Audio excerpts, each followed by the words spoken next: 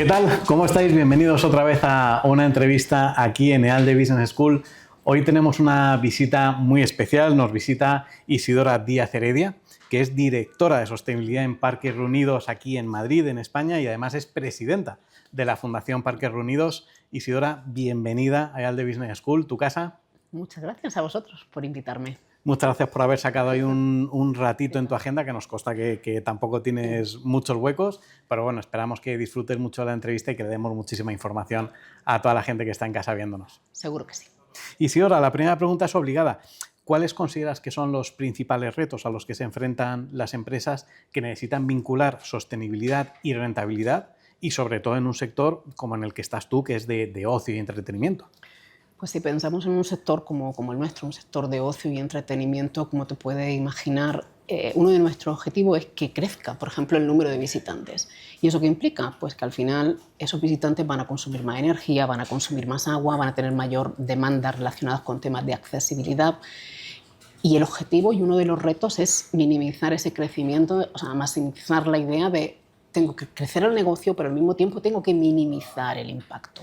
Y otro de los retos que nos encontramos nosotros en el sector de ocio y en cualquier empresa es ese balance entre ver la sostenibilidad como un coste y la sostenibilidad como una inversión. Y evidentemente la sostenibilidad no es gratis, en eso a mí me gusta ser muy realista.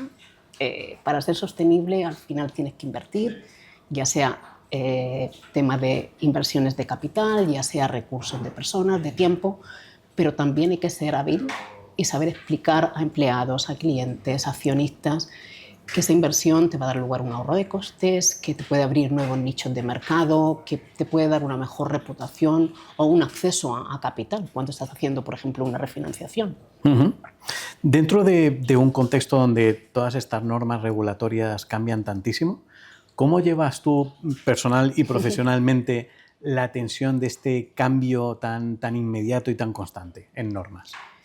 Pues es verdad que hay un cambio inmediato, continuo, pero a mí también me gusta insistir en el hecho de que el cumplimiento y la sostenibilidad son cosas diferentes. Nosotros en Parques Reunidos, como somos muy conscientes de ese cambio regulatorio, estamos presentes en 10 países, tenemos herramientas digitales que nos ayudan a identificar qué legislación se exige en cada país, pero lo más importante yo creo que es identificar expectativas de clientes, expectativas de empleados, porque esas expectativas sociales, que son mucho más dinámicas, que avanzan mucho más rápido, son en realidad las que nos permiten a nosotros anticipar luego los cambios regulatorios. Nosotros, por ejemplo, nos comprometimos a reducir emisiones de gases de efecto invernadero, enviamos nuestro compromiso a objetivos basados en ciencia, fue aprobado, es público, y eso es algo que no nos pide la legislación, fue una demanda de nuestros accionistas, pero ahora en España, por ejemplo, se publicó una regulación que te obliga a declarar tu huella de carbono, que te obliga a tener un plan a 5 años, y ya lo tenemos. ¿Por qué? Porque nos anticipamos gracias a esas expectativas que te vienen a través de la sociedad o de tu grupo de interés. Cuando se inician estrategias en una empresa en materias de sostenibilidad, ¿cuáles son los errores más comunes a los que se suele hacer frente? Bueno, te diría que uno de los errores quizás más comunes es ver la sostenibilidad como una cosa aislada, como lo que hace el Departamento de Sostenibilidad. Y realmente cuando se arranca así es difícil que al final la sostenibilidad cuaje, porque tiene que ser algo que esté integrado en todos los departamentos. Otro error quizás es no asignar recursos. Como decía al principio, esto no es gratis. Tiene que haber una dedicación económica, en tiempo, etc. Y te diría que el tercer error, si me permite, pues sería el no medir, el no tener datos, o el otro extremo, centrarse solamente en la parte de reporting, porque al final los datos solamente son útiles si se utilizan para tomar decisiones y las empresas tienen que poner foco en el reporting, por supuesto, pero eso es un porcentaje de la estrategia. Lo importante no es reportar, lo importante al final es utilizar esos datos para transformar, por así decirlo. Nos acabas de contar estos errores más habituales. Si tú tuvieras que dibujar un entorno ideal, una base mínima sobre la que empezar a construir sostenibilidad, ¿cuál sería? Pues para mí sería una base en la cual se hace primero un análisis de cuáles son los temas que son importantes para la empresa. No se trata de ir por modas, sino se trata de entender que lo que tú haces para tu empresa a nivel de sostenibilidad tiene que estar muy conectado con la esencia de tu negocio para asegurar eso, que es algo que luego te va a producir un ahorro en costes, que luego te va a permitir un beneficio y que no sea simplemente puro mitigación de riesgo. Te diría también que todos los departamentos tienen que ser conscientes de que tienen que jugar un rol. No se trata de decir, te coloco ya ahí al director o directora de sostenibilidad y a la que se vaya encargando y que vaya haciendo sus proyectos. Se trata de que todo el mundo entienda que tiene un rol. El director de sostenibilidad tiene que ser un poco como el director de orquesta, tiene que saber cómo suena cada instrumento, cómo suena el instrumento del Departamento de Recursos Humanos, que tendrá que enfocar en la parte social, o el del equipo de diseño, si tienes una empresa donde se diseña producto, pero no tiene que ser el que toca todos los instrumentos, si no realmente no funciona. La siguiente pregunta es, ¿qué entorno ideal crees tú, qué base mínima debe tener una empresa para empezar a trabajar debidamente un departamento como el de sostenibilidad? Pues te diría que la base, o sea, el inicio, tiene que estar en un análisis de cuáles son los temas que son realmente relevantes para esa empresa en función de su actividad. No se trata de ir por modas, sino se trata de realmente abordar los temas que sean relevantes e importantes para esa empresa dentro de su sector. Otro aspecto importante es la integración. No se trata de decir, como quiero arrancar en sostenibilidad, voy a contratar un director, directora de sostenibilidad y él o ella ya me lo solucionará todo. Se trata realmente de que cada departamento entienda cuál es su rol y cómo tienen que jugar ellos para hacer posible esa estrategia de sostenibilidad. Y en ese sentido, el director, directora de sostenibilidad tiene que ser como un director de orquesta, no tiene que saber tocar cada instrumento, pero sí tiene que entender cómo la sostenibilidad se tiene que integrar en cada una de las áreas. Y otra condición mínima te diría que es la asignación de recursos. No se trata de tener presupuestos millonarios, pero se trata de ser consciente de que para poder avanzar es necesario tener unos recursos adecuados para poder ejecutar los proyectos que se decidan. Muchas veces cuando hablamos de sostenibilidad nos quedamos sobre todo con el concepto que le vincula al ambiente, ¿no? Y nos olvidamos de las otras dos, a lo mejor, incógnitas, que son la dimensión social y la gobernanza, que son iguales de críticas. ¿Cómo se puede hacer para que la gente empiece a entender que esto es una suma de tres conceptos?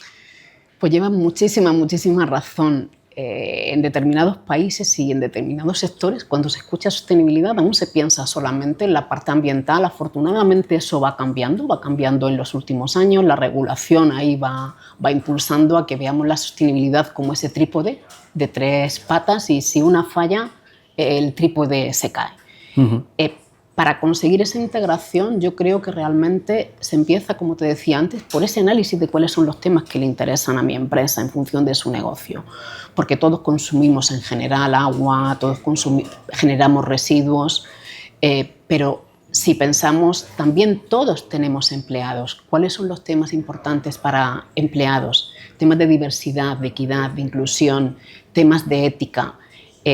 Yo casi que te diría que se trata de hacer una mirada a todos los departamentos de la empresa y hablar con ellos y preguntarles realmente cuáles son esos temas dentro del, por así decirlo, catálogo de todos los temas que aparecen en sostenibilidad que son relevantes para ellos, de manera que se empiece a trabajar de manera interdepartamental. Vamos a hacer un ejercicio de dibujar el perfil perfecto de una persona que tiene que liderar este departamento de sostenibilidad, tomar decisiones. ¿Qué habilidades personales y técnicas crees que debe tener? Pues no sé si sabría yo darte el perfil perfecto, porque de verdad no creo que exista como una solución para todos, una solución para todas las empresas. Pero lo que sí que te diría es que hace unos años, quizás solamente con los conocimientos técnicos ya era suficiente.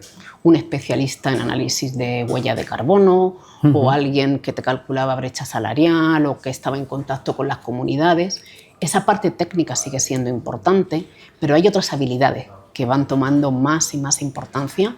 La habilidad de comunicación es súper importante, pero habilidad de comunicación no en tanto en cuanto vas a producir un informe bonito con fotos y te vas a olvidar, sino capacidad de comunicación interna, capacidad de comunicación con los empleados, con los clientes, visión estratégica también, conocimiento del negocio, para, como te decía, saber cómo todo eso encaja con tu sector de actividad. Y sobre todo te diría que tiene que ser una persona con muchísima paciencia y resiliencia, porque al final esto es un camino, es una carrera de fondo y se trata de influenciar, de convencer. El cambio a veces es mucho más lento de lo que nos gustaría y hay que tener esa paciencia para hacer que el cambio suceda. Claro, porque también es un perfil que tendrá que ir evolucionando pues tanto como lo está haciendo el concepto de sostenibilidad, con lo cual a lo mejor ahora podemos detectar ciertas habilidades que dentro de 10 años pues serán otras totalmente diferentes. 100%, ¿eh? Yo empecé, ya tengo una edad, así que yo empecé en temas de sostenibilidad hace un tiempo y como te decía, por ejemplo, la parte del seguimiento regulatorio era muchísimo más sencillo hace unos años porque no había ese tsunami regulatorio que tenemos ahora, sobre todo en algunas regiones, como puede ocurrir en Europa, donde la regulación es que cambia de un día a otro. Entonces, por ejemplo, esa capacidad de absorber muchísima información, textos complejos, etcétera, es algo que yo en mis inicios de la sostenibilidad no detectaba. Y en cambio ahora sí que es algo súper importante. Y también te diría algo que creo que es distinto ahora, es la capacidad analítica, análisis de datos. No necesitas ser quizás el súper experto en data analytics, pero esa capacidad de entender los datos, de que la información hable contigo y tú sepas utilizar esa información para desarrollar planes de acción, es algo que también ahora es muy diferente a como era hace 15 años. ¿Cómo se construye una estrategia de sostenibilidad? Esta pregunta tiene su miga.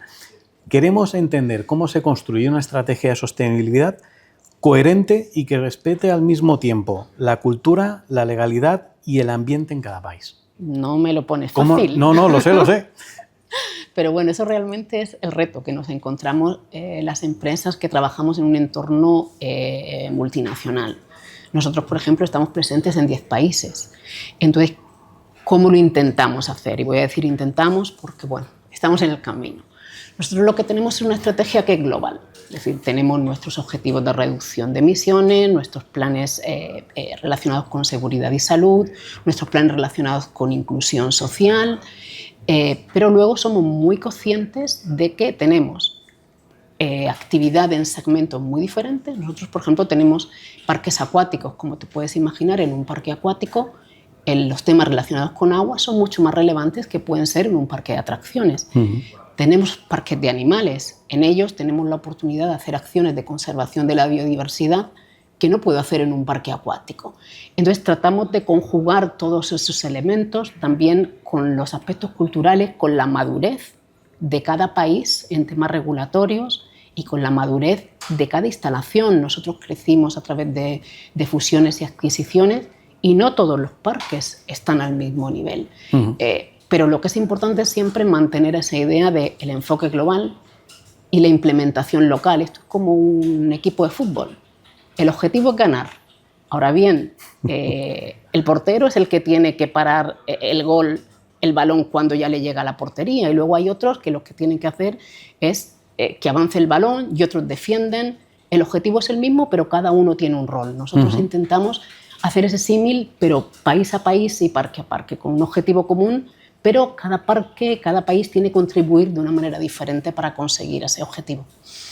No era fácil la pregunta y la respuesta ha sido magnífica. Ya para terminar, Isidora, nosotros tenemos en EALDE Business School mucha gente que ya se está formando para ser esos líderes en sostenibilidad, y luego hay muchos perfiles que están valorando el dar ese paso y empezar a formarse. ¿Qué consejo le darías a ambas personas? Pues mira, yo les diría, trabajar en sostenibilidad es algo apasionante, también es muy exigente. Entonces yo les diría que se formen. La formación, como decíamos, tanto en aspectos técnicos como en aspectos más transversales, comunicación, liderazgo, todo eso es súper importante. Que adquieran, si les resulta posible, experiencia de negocio, experiencia operativa, para entender todo eso que en su cabeza les parece una idea maravillosa, cómo luego en la vida real se puede o no se puede implementar.